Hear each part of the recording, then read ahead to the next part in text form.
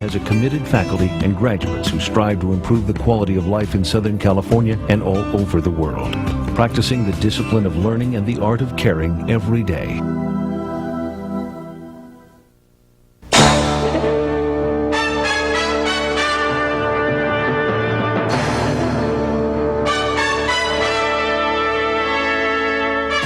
The American Health Journal, bringing you the latest information on medicine, psychology, diagnosis, treatment, and prevention. Major medical advances are made each week, and each week the American Health Journal keeps you up to date. Hello and welcome to this edition of the American Health Journal. I'm your host, Roger Cooper.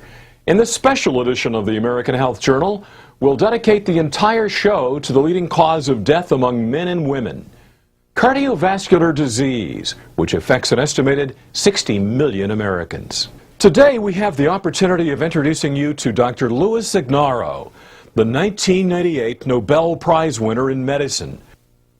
When I was in Europe, actually when I was in Naples, Italy, which is where my dad was born many years ago, this is when I first heard about the announcement of the Nobel Prize. And actually I refused to believe it until my colleague who had invited me to give a lecture showed me on the computer, in the internet, at the Nobel site, that I was awarded the Nobel Prize in medicine.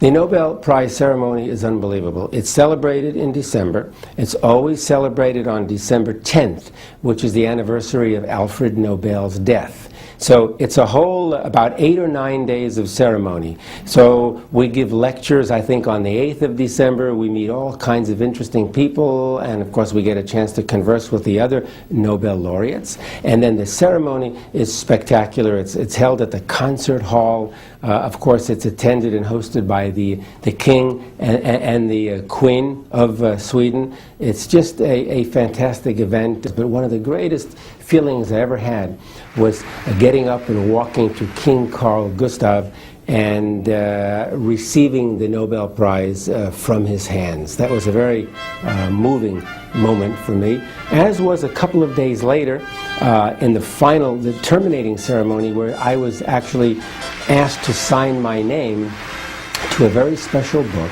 that had the signatures of all of the Nobel laureates who preceded me from 1901 through 1997.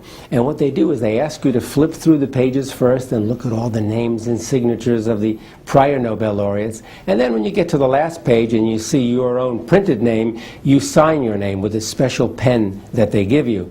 And I remember flipping through the pages and seeing all kinds of names, Madame Curie, for example, all kinds of people, Ernest Hemingway. The one name that really got to me, though, was Albert Einstein, because I suddenly realized for the first time that I was going to be signing my name to the same book signed by Albert Einstein, and I added my name to that long list of incredible names. Dr. Ignarro was dedicated over 30 years of research in the discovery of nitric oxide's benefits in preventing and even reversing cardiovascular disease. The benefits don't stop there. It can also reduce high blood pressure, lower cholesterol, and age-proof your cardiovascular system.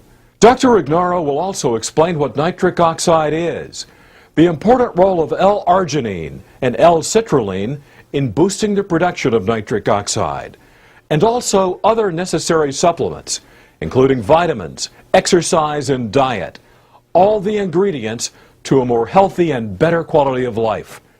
Coronary artery disease occurs when there's an impairment of blood flow to the heart. The heart has its own circulatory system, and that circulatory system is called the coronary arteries.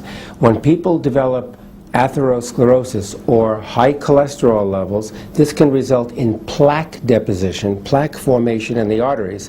And as those plaques grow and grow, they can obstruct the flow of blood. This can lead to a decrease in the flow of blood and therefore the flow of nutrients and oxygen to the heart, to the point where when you need your heart during exercise or walking up the stairs or changing a flat tire or almost anything else, if the heart does not get enough blood or oxygen, it's going to feel pain due to ischemic damage. That is essentially a heart attack. Nitric oxide is a chemical or a molecule, or you can even call it a hormone that is present in the body, which functions in certain specific ways within the cardiovascular system. It's our way of protecting ourselves, literally, against cardiovascular disease. It's a molecule, for example, that lowers the blood pressure.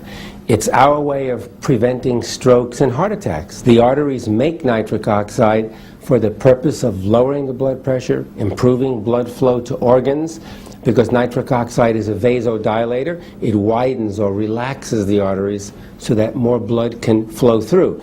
That's going to lower the pressure within the plumbing, within the arterial system. And again, it protects against coronary artery disease because it can lower the bad cholesterol levels, and so on. So it's the body's natural way to protect against heart disease, provided we make enough of it. Nitric oxide is considered to be a lifesaver because it's the body's natural way of protecting against cardiovascular disease.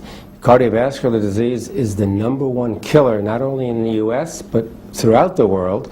And so the body can protect against all of this heart disease by generating more and more nitric oxide. When nitric oxide becomes deficient, this is when the barriers break down, this is when the protection is lost, and the individual is very sensitive and very susceptible to heart disease. And again, nitric oxide is protective because it can keep your blood pressure down in the normal range. High blood pressure causes heart attacks, causes strokes, and can lead to atherosclerosis or coronary artery disease.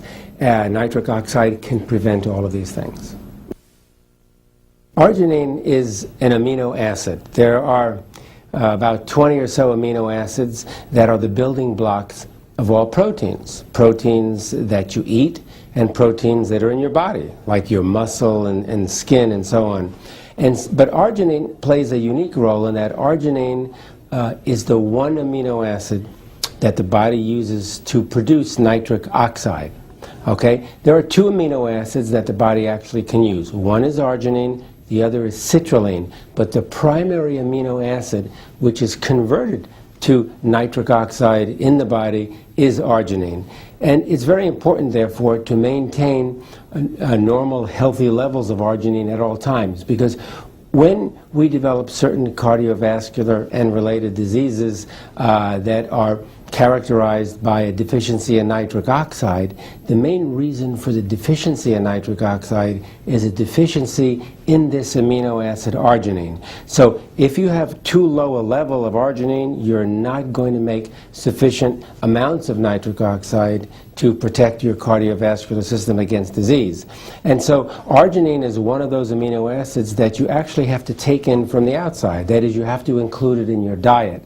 And we're lucky that so many different proteins contain arginine. But sometimes, even though we may eat healthy and eat normal amounts of protein, if you have a deficiency in arginine, you're not going to get sufficient amounts from the diet. So you may want to consider supplementing your diet with extra arginine.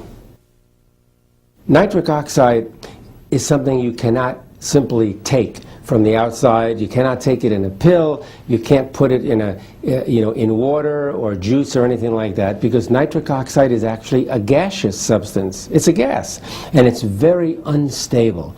It doesn't last for more than a second or two. So you can't really take nitric oxide.